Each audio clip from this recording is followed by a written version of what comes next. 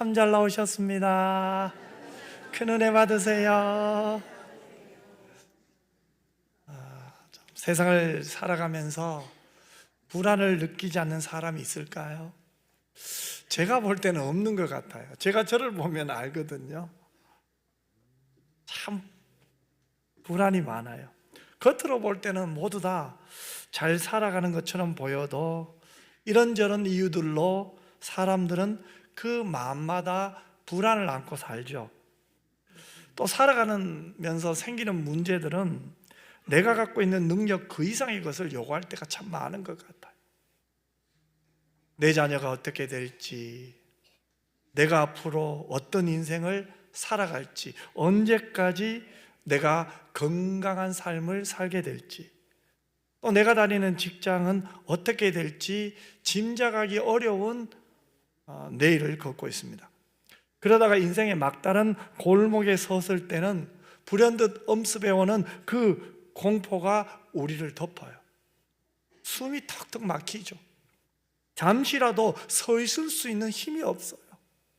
뭔가 기대야 되고 숨이 막히는 듯한 그런 두려움과 공포가 엄습할 때도 있습니다.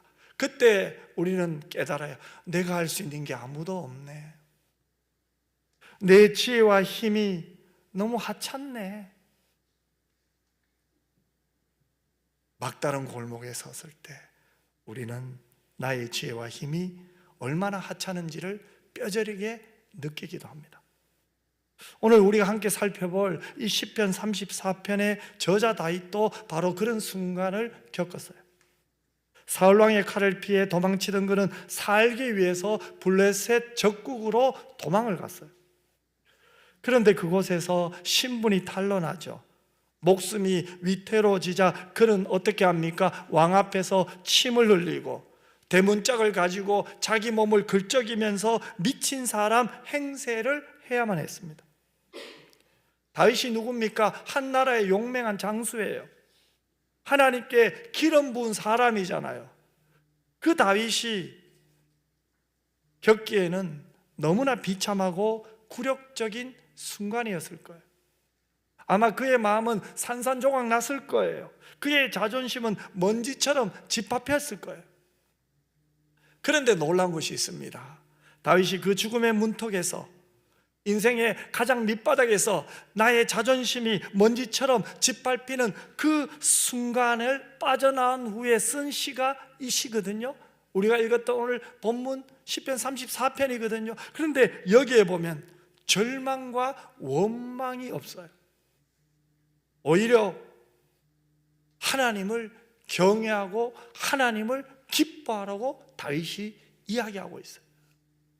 오늘 본문 11절에 보면 다윗이 그 고난을 겪고 난 후에 이렇게 말을 하고 있거든요. 우리 같이 한번 읽읍시다.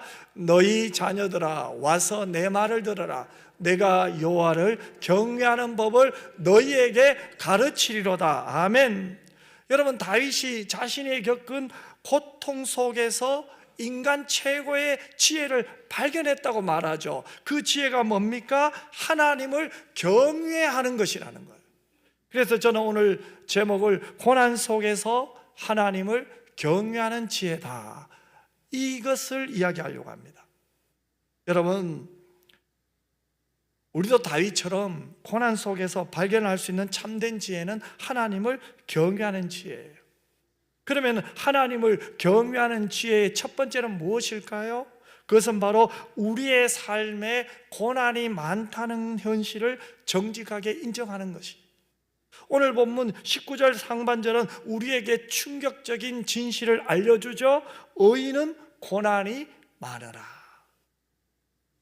여러분, 우리는 종종 이렇게 생각합니다. 내가 하나님을 잘 믿고 의롭게 살면 내 인생은 평탄할 거야. 여러분, 그래요? 예수를 잘 믿으면 여러분의 인생이 평탄해져요? 고난이 없어요? 아니죠. 예수를 잘 믿어도 고난 많아요. 그죠? 신앙생활 잘해도 고난의 길을 수없이 여러분은 걸었습니다. 여러분, 믿음은 하나님을 믿는 믿음은 나를 고난을 피해주는 부적이 아니에요. 성경은 이렇게 말해요. 의인에게 고난이 없는 것이 아니라 오히려 많다고 말해요. 여기서 고난이 많다는 것은 수많은 악한 일들, 수많은 죄악들이 많다는 거예요. 질병, 경제적 어려움, 관계의 깨어짐, 예기치 못한 사고, 설명할 수 없는 마음의 고통들, 이뿐입니까? 우리의 삶에는 고난의 파도가 끊임없이 밀려온다는 거예요. 하나를 이기면 또 다른 어려움이 오고, 이 문제를 해결하면 또 다른 문제가 내 인생에 온다는 거예요. 물론 하나님을 경외하는 지혜는 이 현실을 외면하지 않아요. 처음에는 이 고난을 당하고 보면 당황이 되죠. 왜 하나님이 나에게 이런 일을 줄까? 하나님을 원망하고 싶은 마음도 생겨요. 내가 얼마나 기도하는데, 내가 얼마나 하나님을 섬기고 있는데, 내가 얼마나 열심히 신앙생활 하는데 왜 내게 이런 일이 있을까? 내 마음에 원망이 올라오면서 지금의 현실을 부인하고 싶은 마음도 생겨요. 그러나 하나님을 경외하는 사람은 원망으로 끝나지 않아요. 낙심과 한숨으로 끝나지 않아요. 절망에만 빠져 있지 않아요. 마음은 힘이 들어요. 마음이 힘이 들면 육신 또한 약해지잖아요. 하지만 결국은 하나님을 붙잡아요. 결국은 하나님께 엎드려요. 결국은 하나님께 와요. 왜 그렇습니까? 오직 하나님만이 이 문제의 답이심을 알기 때문에 그래요. 그래서 우리는 오늘 하나님께 왔잖아요. 그리고 하나님 앞에 기도하죠. 그러면서 깨닫습니다. 하나님께서 이 고난을 통해 내게 하실 말씀이 있구나.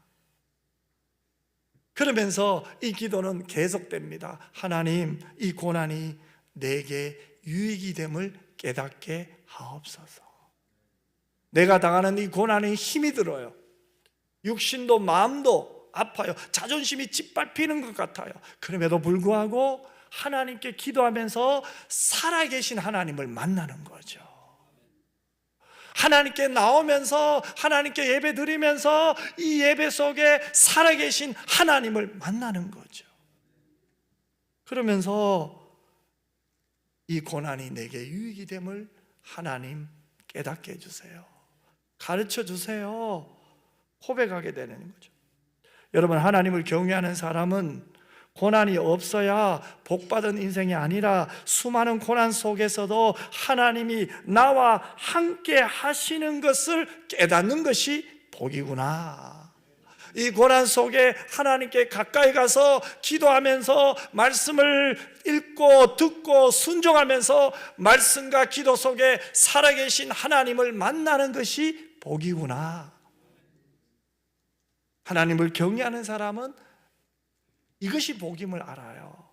그래서 힘은 들어도 예배당에 오는 거예요. 아파도 예배당에 오는 거예요. 왜요? 하나님을 만나야 내가 살아요. 하나님을 내가 만나야 내 영혼이 다시 살아나요. 내 마음에 힘을 얻어요. 세상이 줄 수 없는 평안을 누리게 되는 거죠. 혹시 여러분의 삶에 닥친 고난 속에 낙심하고 계시는 분들 계실 거예요. 하지만 오늘 본문의 다윗은 우리에게 이렇게 말하는 것 같아요. 고난 속에 하나님을 경외하는 지혜는 그 고난의 현실, 의인에게도 고난이 많구나. 예수 잘 믿어도 고난이 많구나. 이 현실을 있는 그대로 하나님 앞에 가지고 나가는 것부터 시작하는 것이 하나님을 경외하는 지혜라는 거예요. 이제 여러분, 고난이 있다고 해서 내가 예수를 제대로 안 믿어서 고난이 많은가? 내가 저주받았는가? 그런 생각하지 마세요. 따라합시다. 의인은 고난이 많으나, 고난이 오면 나 예수 잘 믿는구나. 아멘. 그래서 그 고난을 인정하세요. 그 현실을 인정하고 그 현실을 그대로 하나님께 가지고 나오시기 바랍니다. 우리가 매주일 이 예배당에 올 때 나의 아픈 현실, 힘든 현실, 두려운 현실을 그대로 하나님께 가지고 나오시기 바랍니다. 이게 하나님을 경외하는 지혜의 첫 번째예요. 그러면 이 고난의 현실을 내가 이제 인정했단 말이에요. 인정하고 나면 그 다음 단계는 뭘까요? 그 고난의 한복판에서 하나님께 부르짖는 거예요. 자, 17절에 나오죠. 같이 읽겠습니다. 의인이 부르짖음에 여호와께서 들으시고 그들의 모든 환난에서 건지셨도다. 아멘. 자, 의인은 고난이 많다고 했잖아요. 그 고난 속에 있는 의인이 이제 부르짖죠. 누구에게요? 하나님께, 여호와께 부르짖는다는 거예요. 여기서 이 부르짖는다는 단어는 점잖게 드리는 형식적인 기도가 아니에요. 너무나 고통스럽고 너무나 절박해서 체면이나 형식을 차릴 겨를도 없이 내 마음에서 터져나오는 절규예요. 하나님 살려주세요. 비명에 가까운 외침입니다. 하나님 도와주세요. 언제 이런 기도합니까? 고난 속에 있을 때. 다윗이 아비멜렉 앞에서 미친 척하며 속으로 얼마나 하나님께 절규했겠습니까? 겉으로는 미친 척이에요. 생각을 해보세요. 침을 질질 흘리죠. 자기 몸을 긁으면서 침 흘리면서 미친 척하는 그 다윗이 속으로 하나님 앞에 어떻게 절규했겠습니까? 하나님, 이 위기 속에, 이 고통 속에서 나를 구원해 주세요. 살려주세요. 그게 부르짖음이에요. 여러분, 의인의 부르짖음은 단순한 하소연이 아닙니다. 이것은 자신의 힘으로 더 이상 해결할 수 없음을 고백하며 오직 하나님만을 의지하는 믿음의 간구예요. 이 기도는 고통이 가득한 성도의 탄원이에요. 시편을 보면 다윗시가 참 많아요. 그런데 다윗시의 대부분이 탄원시가 많아요. 즉 다윗이 그만큼 고난을 많이 경험했다는 거예요. 그래서 어떤 학자는 말해요. 다윗의 시를 볼 때 다윗이 고난 속에서 지은 시가 대부분 있는데 다윗이 그 도망을 하면서 고난 속에서 평안한 세월, 고난이 없는 세월이 조금 있었대요. 그런데 그때 지은 시는 하나도 없대요. 여러분, 이것은 무엇을 말하고 있습니까? 우리가 하나님 앞에 기도할 때는, 우리가 하나님을 경외할 때는, 우리가 하나님을 하나님으로 인정할 때는 고통 속에서 하나님께 부르짖을 때라는 거예요. 고통 속에서 하나님을 만날 때라는 거예요.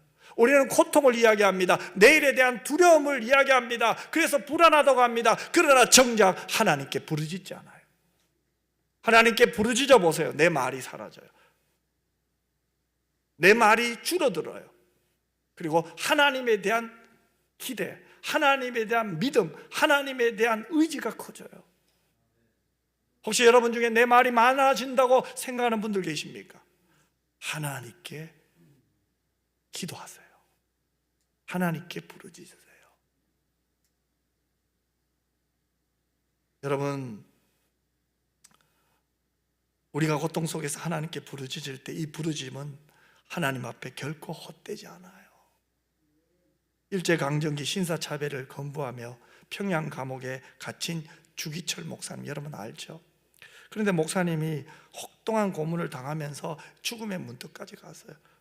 그런데 1944년 4월에 마지막 추록을 앞두고 평양 산전영교회에서 설교할 기회가 주어졌어요. 그래서 목사님은 성도들에게 설교를 하는데 5가지 기도 제목을 말씀했어요. 이제 다시 또 감옥에 들어가야 되잖아요. 첫째는 이 기도예요. 하나님, 순교의 영광을 내게 주옵소서. 두 번째 기도는요, 장기간의 고난을 견디게 하옵소서. 그러면서 목사님이 이런 이야기를 했어요. 성도 여러분, 제가 짧은 고난은 내가 어쩌다 견딜 수 있겠죠. 하지만 그 고난이 장기간이 되면 나도 주님을 부인할까 두렵습니다. 그러니 장기간의 고난을 제가 잘 견딜 수 있도록 기도해 주세요. 셋째 기도 제목은 나의 노모와 처자와 사랑하는 교우들을 주님이 돌봐 주십시오. 목사로서 그 성도들 어찌 눈에 밟히지 않겠습니까? 나는 이제 다시 감옥에 갇혀야 되는데 자신의 노모와 처자와 사랑하는 교우들을 주님이 돌봐 주십시오 기도하는 거예요. 넷째 기도 제목은 의에 살고 의에 죽게 하옵소서. 예수로 살고 예수로 죽게 하옵소서. 그리고 마지막 다섯째 기도 제목이 예수님께서 십자가에서 하나님께 기도하셨던 거예요. 아버지여, 내 영혼을 주께 부탁하나이다. 이 설교를 마친 후에 주기철 목사님은 감옥으로 돌아갔어요. 그리고 그해 4월 21일 순교하셨어요. 그의 아들은 후에 이렇게 간증했어요. 우리 아버지 주기철 목사님은 초인적인 분이 아니셨습니다. 저희 아버지는 고문당하실 때마다 고통 속에서 하나님께 부르짖으셨습니다. 그 고통을 내 힘으로 감당할 수 없었으니까요. 그러나 그 부르짖음 속에서 하나님의 능력을 경험하셨고 결국은 신앙을 지키며 순교하셨습니다. 여러분, 주기철 목사님의 그 부르짖음을 누가 들으셨습니까? 하나님이 들으셨어요. 그 부르짖음은 오늘까지 한국교회 신앙의 유산이 된 거예요. 예수 잘 믿어도 고난 많아요. 그러나 그 고난 속에서 하나님께 부르짖는 것은 결국은 하나님이 우리를 도와주시는 거예요. 지켜주시는 거예요. 감당할 수 있게 해주시는 거예요. 부르짖는 자들에게요. 그러므로 하나님을 경외하는 지혜는 고난 앞에서 침묵하거나 내 힘으로 해결하려고 애쓰는 게 아니라는 거예요. 세상이나 다른 사람에게 달려가 원망을 쏟아내는 것도 아니라는 거예요. 참된 지혜는 나의 고통과 절망과 눈물을 숨기지 않아요. 그리고 내 있는 모습 그대로 하나님께 가지고 나아가 부르짖는 거예요. 하나님 도와주세요. 하나님 감당할 수 있는 힘 주세요. 하나님 살려주세요. 나의 깨어진 마음을, 나의 상한 심령을 정직하게 하나님께 토해내는 거죠. 여러분, 왜 이것이 지혜입니까? 세상은 우리가 부르짖을 때 우리를 외면할 수도 있고 조롱할 수도 있어요. 그러나 하나님은 어떻습니까? 우리가 부르짖을 때 반드시 들어주시는 분이에요. 하나님을 경외한다는 것은 내 부르짖음이 결코 허공을 치는 메아리가 아니라는 것을 믿기 때문에 하나님께 부르짖는 거예요. 하늘 보좌를 움직이는 능력이 됨을 믿기 때문에 부르짖는 거예요. 시편 91편 15절에 보면 이렇게 말해요. 그가 내게 간구하리니 내가 그에게 응답하리라. 그들이 환난 당할 때에 내가 그와 함께하여 그를 건지고 영화롭게 하리라. 여러분, 우리가 고난 앞에서 기도하면 하나님이 어떻게 하신다고 했어요? 환난에서 건지신대요. 또 영화롭게 하겠다고 하나님이 친히 약속하셨어요. 우리가 왜 기도합니까? 이 약속을 믿으니까요. 약속을 의지하여 고난 속에서 하나님께 부르짖는 거잖아요. 사랑하는 성도 여러분, 오늘 여러분 중에 혹시 누구에게도 말 못할 고통으로 신음하고 계시는 분 없나요? 숨이 턱턱 막히는 것 같아요. 누구에도 말 못하고 혼자서 끙끙 앓고 있는 문제도 있을 거예요. 오늘 이 시간 그 문제를 솔직히 하나님 앞에 가지고 가십시다. 하나님의 약속을 믿으십시오. 그가 내게 간구하리니 내가 응답하리라. 그들이 환난당할 때 내가 그와 함께하여 그를 건지고 영화롭게 하리라는 약속의 말씀을 붙들고 하나님께 부르짖는 저와 여러분이 되시기를 주님의 이름으로 축원합니다. 우리의 절규를 들으시고 응답하시는 하나님을 만나게 될 줄 믿습니다. 마지막으로 하나님을 경외하는 지혜는 이 모든 것을 뛰어넘는 하나님의 구원을 끝까지 신뢰하는 데 있어요. 우리가 고난의 현실을 인정하고 하나님께 부르짖을 때 하나님은 어떻게 일하실까요? 첫째는요, 하나님은 우리에게 가까이 오세요. 18절을 한번 읽어볼까요? 18절 말씀입니다. 여호와는 마음이 상한 자를 가까이 하시고 충심으로 통회하는 자를 구원하시는도다. 아멘. 마음이 상한 자, 깨어진 마음이겠죠. 희망이 산산조각난 사람이죠. 그리고 충심으로 통회하는 자는 누굽니까? 내 자존감이 가루처럼 부서진 상태예요. 그것이 통회하는 자예요. 여러분, 희망이 산산조각 났어요. 내 자존심은 가루처럼 다 부서졌어요. 세상은 이런 사람을 뭐라고 부르죠? 너 실패했네. 실패자라고 불러요. 그러나 우리 하나님은 바로 그때 그 사람에게 가장 가까이 찾아오세요. 세상이 나를 실패자라고 불러도, 내 자존감이 산산이 부서져도, 희망이 산산조각 나도 내가 하나님을 부를 때 하나님은 가장 가까이 오세요. 하나님은 멀리서 지켜보시는 분이 아니에요. 깨어진 우리 마음 한복판에 임재하셔서 우리의 신음소리를 함께 들으시는 하나님이에요. 하나님은 그래서 우리의 완악함과 교만함으로 결코 우리는 하나님을 만날 수 없는 거예요. 오직 우리의 마음이 깨어져야 돼요. 하나님, 저는 아무것도 할 수가 없어요. 하나님, 저 열심히 했어요. 성실하게 살았어요. 그러나 제가 지금 할 수 있는 것은 아무것도 없어요. 하나님이 도와주셔야 돼요. 하나님만이 저의 소망이세요. 하나님만이 나의 힘이세요.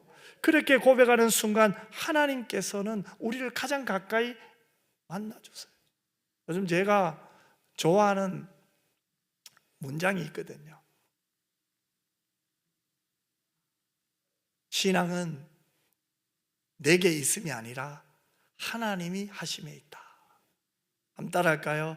신앙은, 믿음은 내게 있음이 아니라 하나님이 하심에 있다. 아멘. 참 힘이 나더라고요. 내게 있는 것은 소멸이 되더라고요. 그래서 결핍 속에서도 하나님을 찾을 때 그게 하나님이 하심이에요. 그럼 그 결핍은 기도가 되고 그 기도는 하나님이 역사하심을 보게 돼요. 그러면 인생의 결핍이 결코 실패가 아니라니까요. 세상 사람들은 인생의 결핍이 실패라고 말할 수 있지만 우리 예수 믿는 사람에게는 인생의 결핍이 하나님의 능력을 경험할 수 있는 통로가 될 줄 믿습니다. 이사야 61장 1절에 보면 그리스도의 사역을 예언하면서 마음이 상한 자를 고치시며라고 말해요. 여러분, 예수 그리스도의 십자가는 상한 마음을 가진 모든 자들 향한 하나님의 사랑의 가장 확실한 증거예요. 예수님의 십자가는 상한 마음을 가진 모든 자들을 향한 하나님의 가장 확실한 증거라니까요. 그래서 우리의 모든 상처와 깨어짐은 어디에 연결되어 있어요? 예수 그리스도의 상한 몸과 연결되어 있어요. 그러므로 우리는 우리의 상한 마음을 감추려 하거나 억지로 강한 척할 필요가 없어요. 하나님은 우리의 연약함을 다 알고 계세요. 우리가 죄와 고난으로 인해 마음이 상했을 때 하나님은 멀리 계신 분이 아니세요. 우리 곁에 오셔서 친히 우리의 상처를 만지시고 싸매시는 분입니다. 여러분, 사복음서를 살펴보면요, 예수님께서 보셨다는 말이 한 40번 정도 나와요. 보셨대요.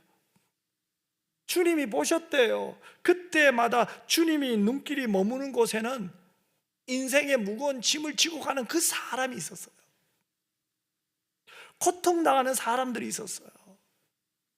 인생의 무거운 짐을 지고 고통당하는 사람들을 주님이 보신 거예요. 예수님이 보신 거예요. 누가복음 7장에 보면 나인성 가부가 나와요. 남편을 잃었어요. 그런데 하나밖에 없는 아들마저 잃었어요. 이 여인은 눈물밖에 없어요.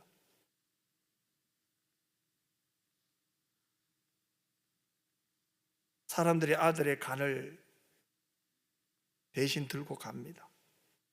이 여인은 그 장례 행렬 속에서 그저 울면서 따라가요. 그런데 주님이 그 나인성으로 오시면서 그 여인의 눈물을 보시고 그 여인의 안타까움을 보신 거예요. 그리고 불쌍히 여기셨어요. 이 여인이 얼마나 슬프고 그 마음이 얼마나 찢어질까, 얼마나 두려울까, 얼마나 자기 신세에 한탄을 하고 싶을까. 예수님은 그녀의 괴로움과 아픔에 주님의 마음, 자기 마음을 다 내주셨어요. 여러분, 이것이 성경이 말하는 국률입니다. 우리 주님은 내 아픔과 고통을 외면하지 않아요. 그 고통 속에 있는 우리를 바라보세요. 그리고 주님의 마음을 내게 주세요. 고통 속에 있는 내게 주님의 마음을 주세요. 여러분 가운데 인생의 무거운 짐을 지고 고통 가운데 계신 분이 계실 거예요. 지금 이 순간 하나님께서는 바로 그 상한 여러분의 마음을 가장 가까이 만지시고 가장 가까이에서 하나님이 위로해 주시고 계세요. 일하고 계세요. 우리가 하나님께 기도할 때 내 고통 속에 함께 하시는 하나님을 만나게 될 줄 믿습니다. 둘째, 하나님은 우리를 모든 고난에서 건져주세요. 19절을 보세요. 의인은 고난이 많으나 여호와께서 어떻게 한다고 했어요? 같이 읽읍시다. 그의 모든 고난에서 건지시는도다. 의인이 잘 살아도, 예수 잘 믿어도 고난이 많지만 하나님께서 그의 모든 고난에서 건져주신대요. 우리 이 약속을 믿잖아요. 아멘. 여러분, 여기서 건져주신다, 이 말은요 구출하다는 뜻을 갖고 있어요. 이는 단순히 고난을 면하게 하시는 정도가 아니에요. 고난의 한복판에서 우리를 강력하게 붙잡고 구원해 주세요. 이것이 바로 하나님이 모든 고난에서 건지신다는 말이에요. 더 놀라운 것은 하나님께서 우리에게 수많은 고난들 중 몇 개만 골라서 해결해 주시는 분이 아니라는 거예요. 그 모든 고난에서 우리를 건지신다고 말씀했거든요. 어떤 고난도, 어떤 문제도 하나님의 구원 능력보다 크지 않다는 거예요. 여러분, 다윗을 그 굴욕적인 상황에서 건져내셨잖아요. 이처럼 하나님은 우리의 삶의 모든 문제로부터 우리를 건져내실 완전한 능력을 갖고 계심을 믿습니다. 그 전능하신 하나님을 믿기에 우리는 하나님 이렇게 해도 좋고요, 또 이렇게 안 해줘도 좋아요. 우리는 이것이 믿음이 좋은 사람처럼 이야기를 하더라고요. 그런데 여러분, 마가복음에 귀신 들린 아이의 아버지를 보세요. 그 아이가 수없이 많은 의원들을 찾아다녔어요. 그 아들을 못 고쳤어요. 예수님의 제자를 찾아갔어요. 못 고쳤어요. 그런데 변화산에서 내려오신 예수님을 보고 뭐라고 합니까? 예수님, 우리 아이 고칠 수 있으면 고쳐주시고 고쳐주지 않으셔도 괜찮습니다. 그래서 예수님이 뭐라고 말했습니까? 믿는 자에게는 능치 못함이 없느니라. 즉, 아이의 아버지가 믿음이 없다는 거예요. 하나님은 고칠 수 있습니다. 주님은 할 수 있습니다. 주님 마음대로 하세요. 이게 믿음이잖아요. 주님 뜻대로 하세요. 이게 믿음이잖아요. 이렇게 해도 되고요, 저렇게 해도 되고, 그건 내가 할 게 아니에요. 주님 뜻을 믿는 것이 우리잖아요. 그 주님은 어떤 분입니까? 불가능을 가능케 하시는 전능하신 하나님인 줄 믿습니다. 그 주님은 믿음부터 고치세요. 여러분, 우리가 주일날 이 예배를 드리잖아요. 하나님 만나잖아요. 하나님 만나면요, 우리가 무엇을 경험합니까? 내 믿음이 상태를 점검하게 돼요. 내 믿음이 지금 어느 정도인지를 말씀을 통해서 점검하게 돼요. 그러면서 내 믿음을 다시, 약한 믿음을 하나님께 가져가는 거예요. 하나님 도와주세요. 내 믿음이 하나님을 더 사랑하게 하시고 하나님을 의지하는 마음이 더 깊어지게 해주세요. 이게 하나님을 가까이 하는 거예요. 여러분, 하나님은요, 부르짖는 자와 함께 하세요. 가까이 오세요. 그리고 완전한 구원의 약속이 가장 확실하게 성취된 사건이 있어요. 바로 십자가예요. 하나님께서는 깨어지고 짓밟힌 우리를 위해 누구를 주셨어요? 그분의 독생자를, 예수님을 이 땅에 보내셨어요. 예수님은 친히 마음이 상하고 영이 짓밟히는 고통을 겪으셨어요. 십자가에서 우리의 모든 죄와 고난의 짐을 지셨어요. 예수님은 우리가 하나님께로부터 버림받는 고통을 우리 대신 겪으셨어요. 그래서 우리가 어떤 절망 속에서도 하나님이 가까이 계시는 은혜를 누리게 된 거예요. 그리고 부활하심으로 우리를 모든 사망과 절망의 고난에서 건져내실 것을 확증해 주셨습니다. 그러므로 하나님을 경외하는 최고의 지혜는 뭡니까? 나의 모든 고난의 현실보다 십자가에서 나타난 하나님의 사랑과 구원의 능력이 훨씬 더 크다는 사실을 믿는 거예요. 사랑하는 성도 여러분, 말씀을 맺겠습니다. 오늘 본문에 보면 다윗이 인생의 가장 어두운 터널을 지나면서 진짜 지혜를 배운 것 같아요. 그것은 바로 하나님을 경외하는 지혜를 배운 거예요.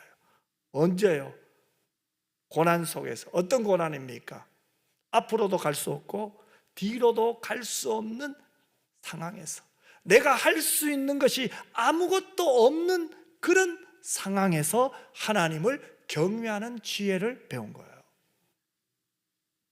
그 지혜가 뭡니까? 의인이 고난이 많다는 것을 솔직하게 인정하는 것이 지혜예요. 두 번째는 그 현실 속에서 절망하는 대신에, 원망하는 대신에 하나님 앞에 간절히 부르짖는 거예요. 마지막 세 번째는 나의 부르짖음에 반드시 응답하시며 내 곁에 가까이 오셔서 마침내 그 모든 고난에서 건져주실 하나님의 신실하심을 끝까지 신뢰하는 거예요. 오늘 여러분의 삶에 어떤 고난들이 있습니까? 마음이 깨어지고 영혼이 짓밟히던 듯한 고통 속에 계시는 분도 계실 거예요. 이때 우리는 세상의 어리석은 방법을 선택하지 마세요. 따르지 마세요. 하나님을 경외하는 지혜를 선택하는 은혜가 있기를 바랍니다. 나의 고난을 정직하게 인정하고 하나님께 부르짖어 보세요. 그러면 여러분의 깨어진 마음 바로 곁에 와 계신 하나님을 만나게 될 줄 믿습니다. 그리고 마침내 저와 여러분을 모든 환난에서 건지시는 하나님의 위대한 구원을 찬양하게 될 줄 믿습니다. 그 약속을 믿고 지금 이 순간 여전히 환경은 그대로지만 문제도 여전히 있지만은 전에처럼 한숨만 쉬는 것이 아니라 원망만 하는 것이 아니라 이제는 하나님을 가까이 하고 하나님께 부르짖으며 신실하신 하나님의 약속을 붙들고 나아가는 저와 여러분 모두가 되시기를 주님의 이름으로 축원합니다. 기도하겠습니다. 하나님, 의인의 삶에도 고난이 많다는 말씀을 오늘 들었습니다. 우리가 고난의 현실 앞에서 낙심할 때도 있고 하나님을 원망할 때도 있지만 이것이 어리석음을 깨닫게 됩니다.